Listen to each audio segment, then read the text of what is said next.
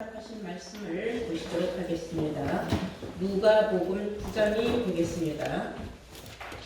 누가복음 9장 28절부터 제가 봉독을 하겠습니다. 누가복음 9장 28절부터 제가 봉독을 하겠습니다. 이 말씀을 하신 후 8일쯤 되어 예수께서 베드로와 요한과 야고보를 데리시고 기도하시러 산에 올라가사 기도하실 때에 용모가 변화되고 그 옷이 휘어져 광채가 나더라. 문득 두 사람이 예수와 함께 말하니 이는 모세와 엘리야라. 영광 중에 나타나서 장차 예수께서 예루살렘에서 별세하실 것을 말씀하실세. 베드로와 및 함께 있는 자들이 고나여 졸다가 아주께 예수의 영광과 및 함께 선 두 사람을 보더니 두 사람이 떠날 때에 베드로가 예수께 여쭤되 주여 우리가 여기 있는 것이 좋사오니 우리가 초막 셋을 짓되 하나는 주를 위하여 하나는 모세를 위하여 하나는 엘리야를 위하여 하사이다 하되 자기 하는 말을 자기도 알지 못하더라. 이 말할 즈음에 구름이 와서 저희를 덮는지라. 구름 속으로 들어갈 새에 저희가 무서워하더니 구름 속에서 소리가 나서 가로되 이는 나의 아들 곧 택함을 받은 자니 너희는 저의 말을 들으라 하고 소리가 그침에 오직 예수만 보이시더라. 제자들이 잠잠하여 그 본 곳을 무엇이든지 그때에는 아무에게도 이르지 아니하니라. 아멘. 네, 허락하신 오늘 말씀은 부활을 변화로 선언한 예수, 부활을 변화로 선험한 예수라는 제목으로 오늘 말씀을 증거하겠습니다. 선험이라는 것은 앞설 선자에다가 체험할 험해서 먼저 체험한 예수라 했어요. 부활을 쉽게 말하면 변화로 먼저 체험한 예수다라는 제목으로 오늘 말씀을 증거하도록 하겠습니다. 여러분들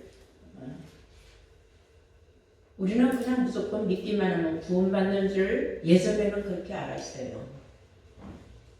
왜 그렇게 생각을 했느냐.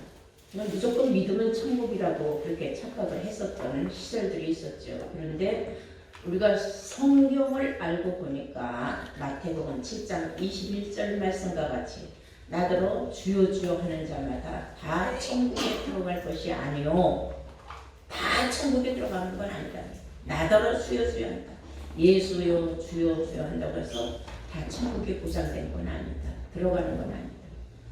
다만 내 아버지의 뜻대로 행하는 자라야 들어간다 라고 성경은 기록하고 있다면은 우리는 모두 아버지의 뜻을 알아야 될 줄로 믿습니다. 아멘. 아버지의 뜻은 내 생각대로 되는 건 아니죠. 성경이 아버지의 뜻이 이러이러하다면 그 아버지의 뜻을 찾아서 내가 행해야 된다는 걸 아시기 바랍니다.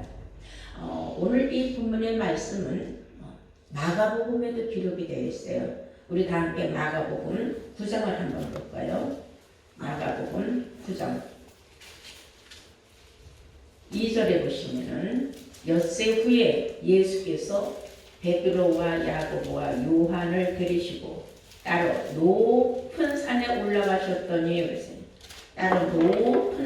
올라가셨더니 저희 앞에서 변형이 되사 그 옷이 광채가 나며 세상에서 빨래하는 자가 그렇게 희게 할 수 없을 만큼 심히 희어졌더라 그랬어요.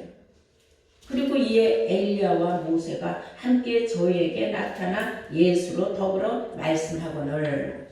이것은 마가 선지자가 본 것이나 누가 선지자가 본 것이나 같은 그 일을 보았다는 겁니다. 이 사람들이 그 자리에 간 건 아니죠. 그럼 뭐로 바꿨어요? 환상으로 바뀌었죠. 실상으로는 예수님은 베드로와 야고보와 요한만 데리고 갔다는 겁니다. 근데 그곳에서 어디냐 하면 기도하러 높은 산으로 올라갔다. 근데 누가복음에는 그냥 따로이 그들을 데리고 산으로 올라갔다 했는데 마가복음에는 높은 산으로 올라갔다 그랬어요. 그래서 우리는 그 높은 산을 알아야 됩니다. 거길 가야 예수님이 그 변화가 되고 그 변형된 것 같이 우리도 그런 체험을 할 수 있지 않겠느냐. 이것을 오늘 성경은 우리에게 주장하고 알려주고 싶어하는 말씀이라는 것을 아시기를 바랍니다. 아멘. 그래서 여기서 산 하니까 예수님이 그 이스라엘에서 그 야고보와 베드로와 요한을 데리고 올라간 그 산은 마가복음에는 높은 산이라고 하였고 누가복음에는 그냥 산이라고만 했어요. 따로의 산으로 올라가셨다. 근데 그 산을 사실 알고 보면은 예수님이 자주 기도하러 올라가셨던 그 감람산을 의미하는데 그 감람산은 높은 산이 아니에요. 저도 성지 순례 가서 보았지만은 그냥 야트막한 언덕에 불과해요. 근데 왜 높은 산이라고 말을 했느냐? 그래서 여기서 말하는 높은 산은 실상적으로 이렇게 높은 산이면 세상에 높은 산이 얼마나 많아요. 뭐 에베레스트 산도 있고 뭐 우리나라로 말하면 백두산, 한라산 뭐 많은 산들이 있지만은 그런 자그마한 언덕을 왜 높은 산이라고 했느냐? 그래서 영적인 차원이 높다는 뜻입니다. 그 산을. 아멘. 그래서 성경은 이렇게 말하고 있어요. 이사야서 2장을 우리 한번 보시면은 이사야서 2장 다 함께 한번 찾아보시기 바랍니다.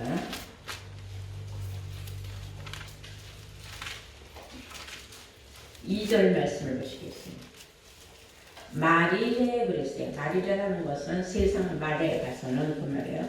마리레 여호와의 전의 산이 모든 산 꼭대기에 굳게 설 것이요 그랬어요. 수많은 산들이 있지만은 세상 끝에 가서는 수많은 산들 중에 제일 꼭대기가 되는 산이 있다 그랬어요. 마리레 여호와의 전의 산이 모든 산 꼭대기에 굳게 설 것이요 모든 작은 산 위에 뛰어나리니 만방의 그리로 모여들 것이라 했어요. 산들 중에 제일 꼭대기가 되는 그 산으로 만방이 모여든다. 왜 그들이 만방이 수많은 사람들이 그리로 모여드느냐.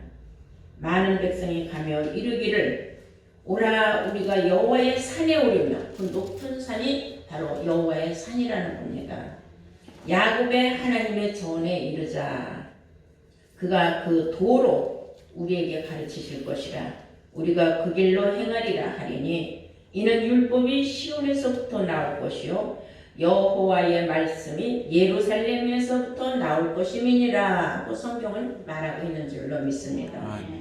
그래서 실상의 높은 산이 아니라 여호와의 말씀이 나오는 산을 성경은 높은 산으로 비유하고 있다라는 사실을 여러분들이 깨우침 받아야 될 줄로 믿습니다. 아멘. 영적으로 차원이 높은 산, 그 높은 산은 예루살렘에 있다고 했는데 우리가 계시록 21장을 보실까요?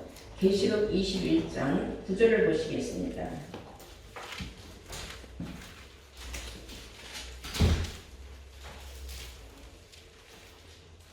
9절에 보시면 일곱 대접을 가지고 마지막 일곱 재앙을 담은 일곱 천사 중 하나가 나와서 내게 말하여 가로되 이리 오라 내가 신부 곧 어린 양의 아내를 너에게 보이리라 하고 성령으로 나를 데리고 크고 높은 산으로 올라가 하나님께로부터 하늘에서 내려오는 거룩한 성 예루살렘을 보이니 그랬어요. 어린 양의 아내를 보여준다고 하고 어디로 데려갔느냐면 크고 높은 산으로 데리고 갔다 그랬어요. 그 크고 높은 산을 데리고 가서는 거룩한 성 예루살렘을 보여줬다 그랬어요.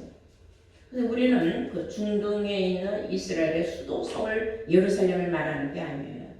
예루살렘은 성경이 말하기를 말씀이 나오는 곳이 예루살렘이다 그랬거든요. 아멘. 그래서 그 말씀이 나오는 장소가 바로 크고 높은 산, 그곳에 크고 높은 산에 가야 어린 양의 아내를 만난다는 겁니다. 그러니까 우리가 그냥 이렇게 날로 성경이 기록된 대로 그렇게 알면은 성경이 절대로 풀리지도 않고 오해에 오해만 생겨요. 예수님은 너희가 성경을 알지 못하면 오해가 생긴다는 말씀을 하신 것을 기억해야 될 줄로 믿습니다. 아멘. 그러면 이 따로 그들을 예수님의 3명의 제자만 데리고 높은 산으로 올라가셨을 적에 예수님이 갑자기 그곳에서 변화가 됐어요. 성경은 변화가 됐다고 하기도 하고 변형이 됐다고 했어요. 변형이 됐다는 건 형체가 완전히 달라져 버렸다는 거예요. 변화가 됐다는 건 있는 곳에서 다른 모습으로 나타났다는 거예요. 예수님은 똑같은 예수님인데 무엇이 어떻게 그렇게 변해졌느냐, 이런 것을 굉장히 놀라운 사건 아닙니까? 그건 이 제자들이 우리가 함께 온 예수님이 완전히 달라졌어요. 얼굴을 볼 수가 없이 아주 희고 이렇게 빨래를 해서 그렇게 씻는 건 아니다. 얼마나 광채가 났는지 볼 수가 없을 정도였는데 누가 갑자기 나타났느냐면은 모세와 엘리야가 거기를 나왔어요. 그러면 이들은 수천 년 전에 있었던 모세와 엘리야를 어떻게 알아봤겠습니까? 영적으로 알아본 거예요. 영은 영들이 통했기 때문에. 육신적으로는 이들이 엘리야가 어떻게 생겼는지 모세가 어떻게 생겼는지 모르는데 그들이 순간적으로 엘리야와 모세가 나타났다는 걸 알았다는 것은, 그것은 함께 같이 영적인 차원에 있었기 때문에 알게 된 줄로 믿습니다. 그럼 그들은 왜 나타났느냐, 그리고 예수님하고는 어떤 대화를 나눴느냐, 이것을 우리가 오늘 성경적으로 좀 알아야 될 필요가 있어요. 그냥 막연하게 예수 부활만 있을 것이 아니에요. 그럼 예수 부활이 있으면 예수가 순천도 있지 않습니까? 그럼 우리도 역시 지금 같이 영적으로 우리가 부활하고 우리도 영적으로 좀 승천하기를 바라보고 있지 않습니까? 그러면 결론에 가서는 어떠한 결과가 있을 것이냐가 오늘 성경이 우리에게 이제 풀어주는 답이 있다는 겁니다. 이것을 우리가 한번 알아보자면, 먼저 신명기 18장 15절에 보시면은 하나님께서 뭐라고 말씀하셨냐면, 네 하나님 여호와께서 너희 형제 중에서 너와 같은 선지자 하나를 세울 것이다 그랬어요. 그러니까 이스라엘 민족 중에서 모세와 같은 선지자 하나를 훗날에 세우실 것이다 그랬어요. 그러면 너희는 그때 그의 말을 꼭 들으라 그랬거든요. 근데 누가 모세와 같은 선지자로 왔느냐 하면은 정답이 어디 나오냐면 사도행전에 나와요. 다 함께 사도행전 3장을 보시겠어요. 사도행전 3장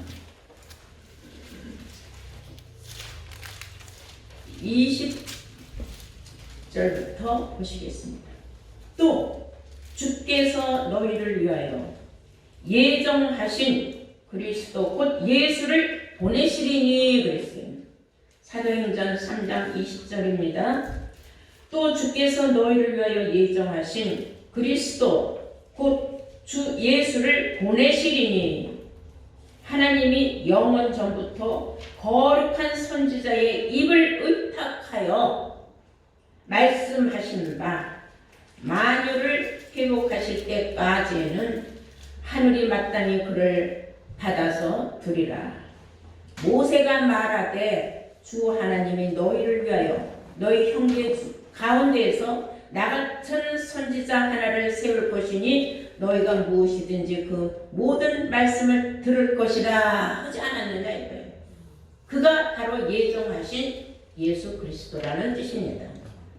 그래서 신명기에 기록된 예언의 말씀이 사도행전에 와서 답하여 이루어지기를 모세 같은 선지자를 너희 형제 중에서 하나를 분명히 세우는데 그게 누구냐면 예정하신 예수 그리스도다 그랬어요. 그런데 그 모세가 사실 죽을 때는 아니었어요. 모세는 굉장히 기력이 아주 좋았고 눈도 아주 밝았다 그랬어요. 그런 모세가 죽게 됐어요. 근데 죽었는데 일이 일어났어요. 모세 시체를 놓고 천사장과 마귀가 쌈박질을 하는 거예요. 서로 시체를 가져가겠다고. 그런 말이 왜 있을까? 우리가 한번 볼까요? 유다서를 보시겠어요. 유다서 1장입니다.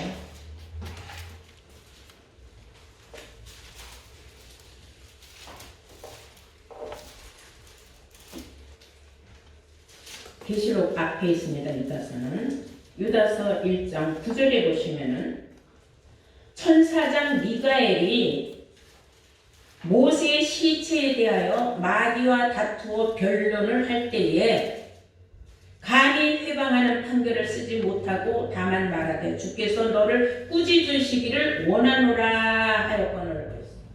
느닷없이 여기에 앞뒤 말하고 맞지 않는 모세의 시체에 관한 말이 왜 나오느냐. 천사장 미가엘이 마귀와 더불어 모세의 시체를 놓고 서로 가져가려고 싸움을 하는데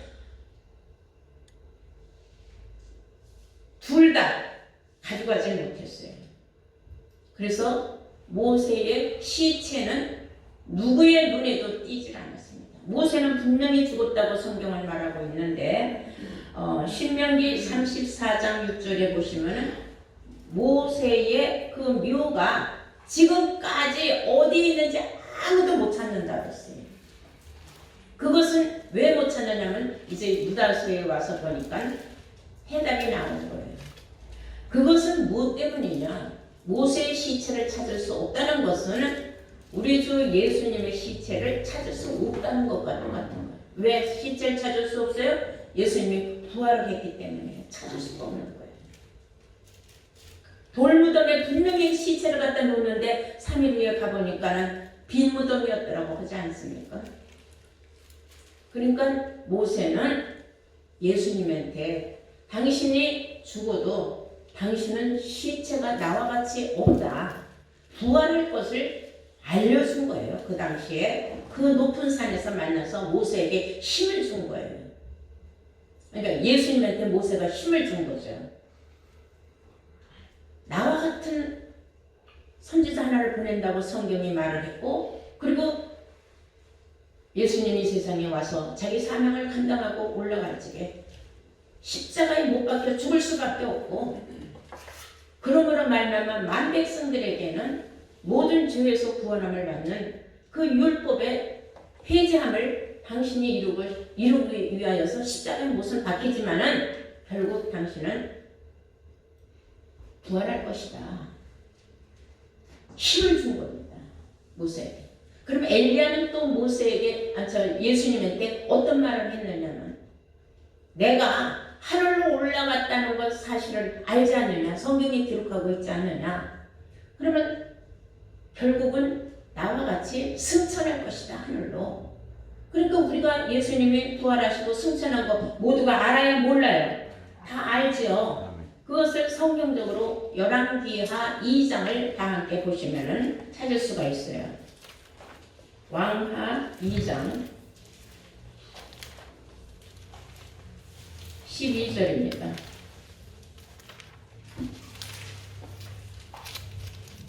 열왕기하 2장 12절 보시면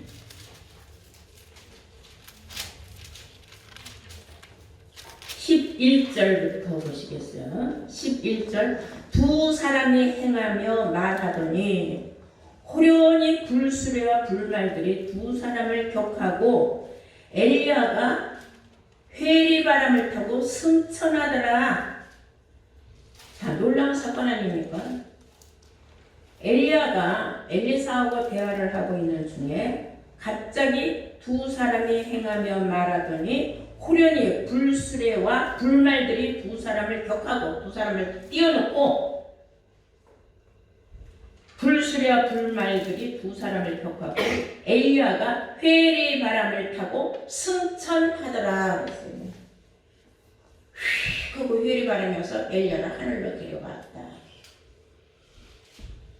승천한 것을 알려준 거예요.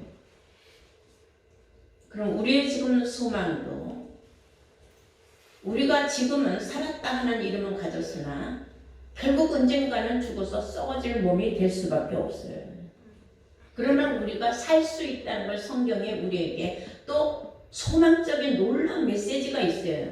예수님이 십자가에 못 박혀서 분명히 돌아가신 것 같지만 부활하셨고, 그리고 예수님은 승천하실 것을 이미 모세와 엘리야가 미리 와서 알려주고 입증해주고 걱정하지 말으라고 우리를 봐라 하고 있었을 때에 예수님은 변화가 됐고 그리고 형체가 변형이 되었다 그랬어요. 그럼 우리도 그렇게 변화가 되고 변형이 되려면은 우리가 제일 먼저 가야 할 것은 높은 산이에요. 아멘. 높은 산에 올라가지 않고서는 변형이 될 수가 없어요. 변화가 될 수가 없어요.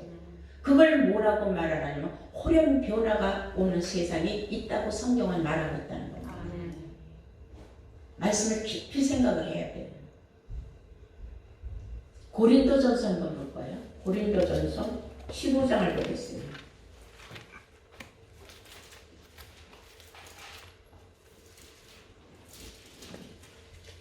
42절입니다. 고린도전서 15장 42절. 죽은 자의 부활도 이와 같으니 썩을 것으로 심고 썩지 아니할 것으로 다시 살며 욕된 것으로 심고 영광스러운 것으로 다시 살며 약한 것으로 심고 강한 것으로 다시 살며 육의 몸으로 심고 신령한 몸으로 다시 사나니 육의 몸이 있은즉 또 신령한 몸이 있느니라. 아멘. 이 육신의 몸이 있지만은 결국은 신령한 몸으로 호련변화될 몸이 있다 그 말이에요. 우리는 결국은 죽으면은 썩어질 몸이에요. 그런데 이 썩어질 몸이 썩지 아니할 몸으로 다시 살 때가 있다는 것을 성경은 기록하고 있다는 거, 이건 놀라운 사건 아닙니까? 예수님이 비록 십자가 못 박혀 돌아가셨지만 분명히 부활하셨어요. 안식 후 첫날 제자들이 모여서 방 안에서 방문을 걸어 잠그고 그들이 기도하면서 우리 이제 선생이 떠나갔으니 그들은 정말 예수님의 부활을 믿지 않았어요. 울며 불며 대화 나누며 기도하며 애통하며 하고 있었을 때에 예수님이 갑자기 그 방에 나타나셨어요. 방문을 잠궈 놨는데 분명히 예수님이 십자가에 못 박혀 돌아가신 걸 봤는데 예수님이 나타났단 말입니다. 얼마나 놀라운 사건입니까? 요한복음 20장 19절입니다.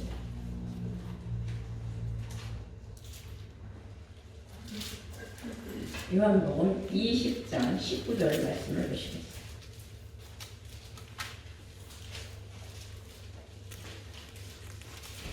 이날 곧 안식 후 첫날 저녁 때에 제자들이 유대인들을 두려워하여서 모인 곳에 문들을 닫았더니, 문들을 닫았다는 건 문을 잠궜다는 것입니다. 예수께서 오사 가운데 서서 가라사대 너희에게 평강이 있을지어다. 그래서 얼마나 놀랐겠습니까? 분명히 십자가에 못 박혀 돌아가시고 또 그 시체를 돌무덤에 갖다 놓은 것까지 그들은 다 확인을 했는데 자기들이 세상에 모여있는 곳에 예수님이 문도 잠궈져 있는데 나타났단 말이에요. 이게 신령체가 아니고 뭐냐 이거예요. 분명히 육의 몸이었었는데 신령체로 나타났다는 겁니다. 그러면 이런 일이 예수님 시대로만 끝난다면은 우리가 그것을 뭐 그러려니 하고 말 텐데 우리하고 어떤 관련이 있느냐 이게 중요한 거예요. 아멘. 이해가 되십니까? 아멘. 그것이 고린도전서 15장 51절에 나옵니다. 보라, 내가 너희에게 비밀을 말하노니 우리가 다 잠잘 것이 아니니, 우리가 지금 잠을 잘 때가 아니다. 육신에 잠잔다는 게 아니라 영적으로 잠잘 때가 아니다 이 말이에요. 고린도전서 15장 51절입니다. 보라, 내가 너희에게 비밀을 말하노니 우리가 다 잠잘 것이 아니요 마지막 나팔에 순식간에 호련히 변화하리니. 아멘. 놀라운 사건입니다. 이 호련 변화는요, 아무데나 있는 게 아니에요. 예수님이 어디에서 호련 변화가 됐어요? 예수님이 높은 산에 올라가셔서 호련 변화가 됐어요. 그 높은 산을 알고 보니까 예루살렘 성이라고 했어요. 그곳에 가야 우리가 어린 양의 아내를 만날 수 있다고 했어요. 그것은 거룩한 성이라고 한 줄로 믿습니다. 그 산으로 이제 만방이 그들도 함께 호련변화도 갖고 싶고 부활승천도 하고 싶어서 그들이 막 만방이 달려오는 그 높은 산, 수많은 산들 중에 최고 높은 산으로 만방에 그리러 와서 여호와의 말씀을 들으려고 할 때가 온다. 우리가 지금까지 성경에서 기록한 말씀을 다 찾아서 맞춰보니까 맞아요, 안 맞아요? 맞는 거예요. 52절 보니까 나팔 소리가 나매, 이게 마지막 나팔 소리, 7째 나팔 소리가 마지막 나팔 소리입니다. 나팔 소리가 나면 죽은 자들이 썩지 아니할 것으로 다시 살고 우리도 변화하리라. 우리도 변화하리라. 살아있는 우리도 변화할 것이다. 이 썩을 것이, 우리가 죽으면 썩어질 몸이에요. 이 썩을 것이 불갑을 썩지 아니함을 입겠고 불가피하게 썩지 아니할 몸으로 변화가 된다는 겁니다. 불갑을 썩지 아니할 것을 입겠고 이 죽을 것이 죽지 아니함을 입으리로다. 내가 분명히 죽을 몸인데 죽지 아니함을 입는다는 거예요. 이 놀라운 기적 같은 일 아닙니까? 이 썩을 것이 썩지 아니함을 입고 54절입니다. 이 썩을 것이 썩지 아니함을 입고 이 죽을 것이 죽지 아니함을 입을 때에는 사망이 이김에 삼킨 바 되리라고 기록된 말씀이 응하리라. 아멘. 이때는 사망이 없는 시대다 이거예요. 왜냐? 사망은 이김에 삼킨 바가 되는 시대가 올 것이다. 그러니까 죽어서 썩어질 몸에 절대로 죽지 아니하고 썩지 아니할 몸으로 호련 변화를 입는다는 겁니다. 그러니까 사망이 건드리지 못한다는 거예요. 그래서 55절에 사망아 너의 이기는 것이 어디 있느냐? 사망아 너의 쏘는 것이 어디 있느냐? 사망아 네 맘대로 난 못 데리고 가. 네가 나를 어떻게 끌고 가? 너는 절대로 끌고 갈 수 없어. 왜? 나는 이김의 옷을 입었다 이거예요. 그래서 우리가 죽을 몸이 죽지 아니함을 입고 썩을 몸이 썩지 아니할 몸으로 입는다. 이것을 입은 자는 절대로 사망이 건드리지 못한다. 아멘. 모세의 시체를 놓고 천사장과 마귀가 싸웠지만은 만약에 마귀가 모세의 시체를 끌고 갔다면 여기 모세 시체 있다. 니네 거 다 엉터리다. 이렇게 말할 거 아니에요. 근데 천사장 미가엘이 마귀와 더불어 아무리 싸워도 결론이 안 나니까는 뭐라고 말하냐? 꾸짖고 말해서 여호와께서 너를 심판하길 원한다. 마귀는 결국은 하나님의 심판대에 서게 돼 있다는 겁니다. 오늘 여러분들이 이 말씀을 듣고 깨우친 분들만이 어떠한 놀라운 일에 동참하게 되느냐? 우리가 빌립보서 3장을 보시겠어요? 빌립보서 3장 21절입니다.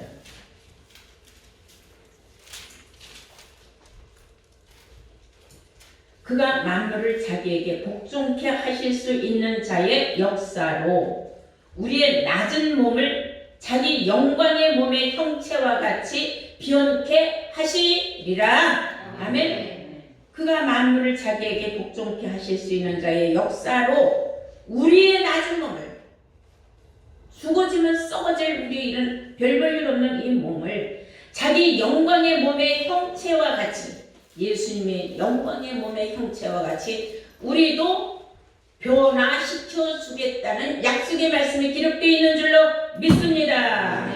이 얼마나 축복의 말씀입니까? 자기 영광의 몸의 형체와 같이 변케 하여 주리라. 변화시켜 준다는 거예요. 호련 변화를 시켜준다는 거예요. 이것을 앞서 예수님이 먼저 체험하신 것과 같이 이제 우리가 성경에 기록된 말씀이 어떻게 이루어지는지를 우리가 다 알고 있습니다. 이제는 우리 차례입니다.